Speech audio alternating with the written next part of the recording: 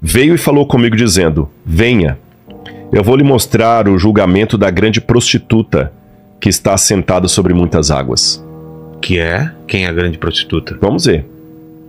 Os reis da terra se prostituíram com ela, e os que habitam sobre a terra se embriagaram com o vinho da sua prostituição. Deixa eu segurar um pouquinho. Tá. Para tudo. Igual falava que o João Kleber. Né? Para tudo. Na cena anterior, para lembrar do esquema do livro, nós deixamos a mulher no deserto, o dragão não pôde ir, ele enviou a besta. Certo. Que a besta tem autoridade lá. Que a besta pode agir durante os 42 meses, diz Apocalipse 13 e Daniel capítulo 7. Então, o dragão não pôde ir e mandou a besta no lugar dele. A besta vai pro deserto perseguir a mulher. Aí o anjo falou: vem que eu vou te mostrar o julgamento da mulher, da prostituta. Que prostituta? Aí diz assim: o anjo me transportou em espírito ao deserto, ao lugar onde está o conflito lá e vi uma mulher montada numa besta escarlata, besta repleta de nomes de blasfêmia, com 7 cabeças e 10 chifres.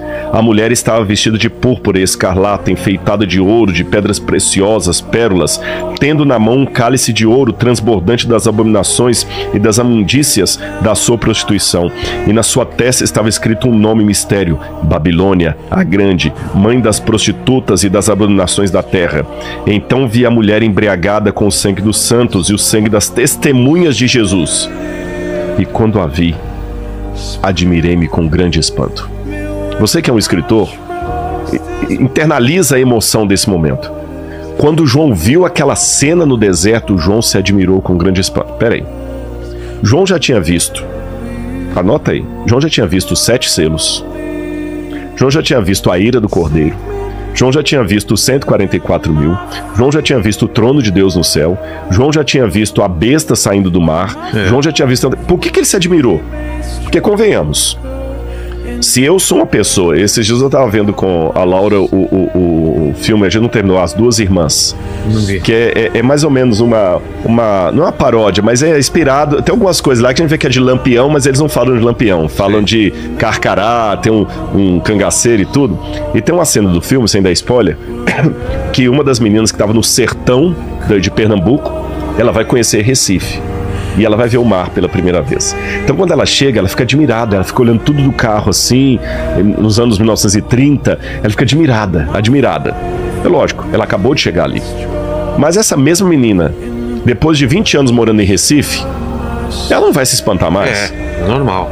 Tem que ser alguma coisa muito fora do comum pra causar espanto, concorda comigo? Com certeza. A primeira vez tudo bem, mas depois que já viu tanta coisa, pra João se espantar aqui e ficar admirado, tem que ser um negócio muito fora do comum.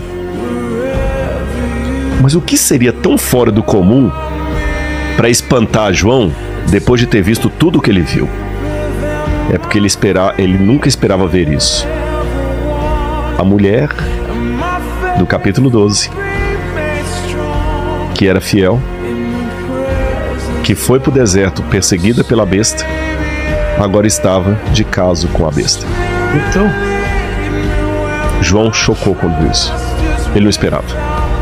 Aquele choque do como cara Moisés, que a mulher... quando desceu do monte. Nossa, você deu um excelente exemplo. Estava adorando o bezerro de ouro. Você deu um excelente... Tanto é que tem um midrash judaico que eles fazem uma interpretação disso justamente quando Moisés desce, que o diabo fez sinais fazendo com que o bezerro, que era um animal, uma estátua, falasse. Entendi. E o povo começou a adorar a imagem porque ela parecia ter fôlego de vida. E quando a gente terminar de ler o capítulo 13, você vai ver que a besta faz justamente isso. Uma segunda besta faz uma imagem da primeira e bota o povo para adorar. Entendi.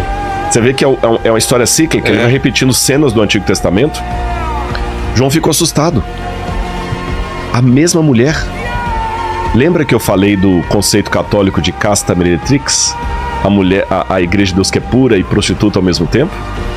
Isaías lamentou no Antigo Testamento quando o povo de Israel caía em apostasia, como se fez prostituta a cidade fiel, falando de Jerusalém. Quando você vai, e João ficou apavorado. Peraí, a besta foi pro deserto para perseguir a mulher, e agora a mulher vira amante da besta? Daqui a pouquinho eu vou retomar essa cena. Por isso que só sobraram algumas jujubas.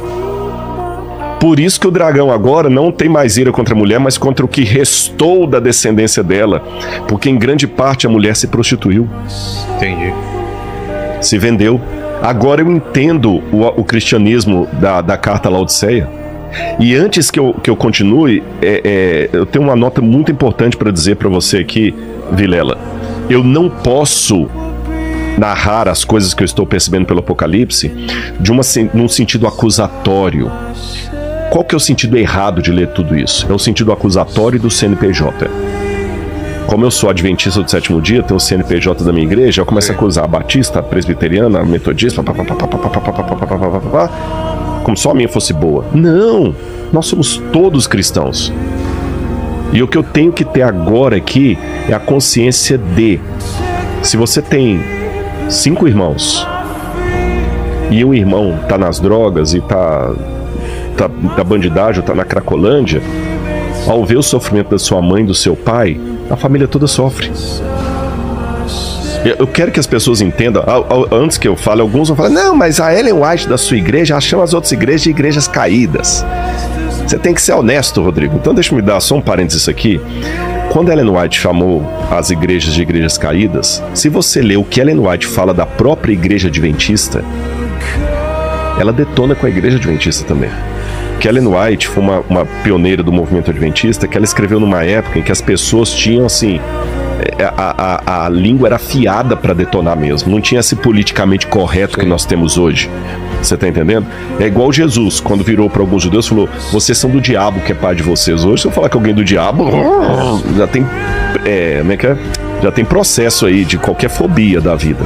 Não existia isso. Então, se você pegar o mundo em que viveu Ellen White e pegar autores metodistas, presbiterianos, você pega, por exemplo, o famoso sermão de Jonathan Edwards, Pecadores nas mãos de um Deus irado. Você vai lendo aquele sermão, as coisas que ele fala da igreja, veja as coisas, às vezes, como que a maneira como que muitos protestantes falavam do papado, Lutero falando mesmo dos judeus, da igreja, é uma maneira muito pesada. Você vê também outros contemporâneos da época de Ellen White, como o Matthew Henry, que era comentarista, Arthur Clarke, Spurgeon. Se você pegar alguns sermões de Spurgeon falando das igrejas, do pecado das igrejas, você vomita. Eu duvido de alguns que acusam Ellen White por chamar as igrejas de igrejas caídas, se tem coragem de pregar na íntegra um sermão de Spurgeon com o palavreado que Spurgeon usa em relação às igrejas. Você tá entendendo? Você pega um outro pregador também, Whitefield, da época. Whitefield era da época de Franklin.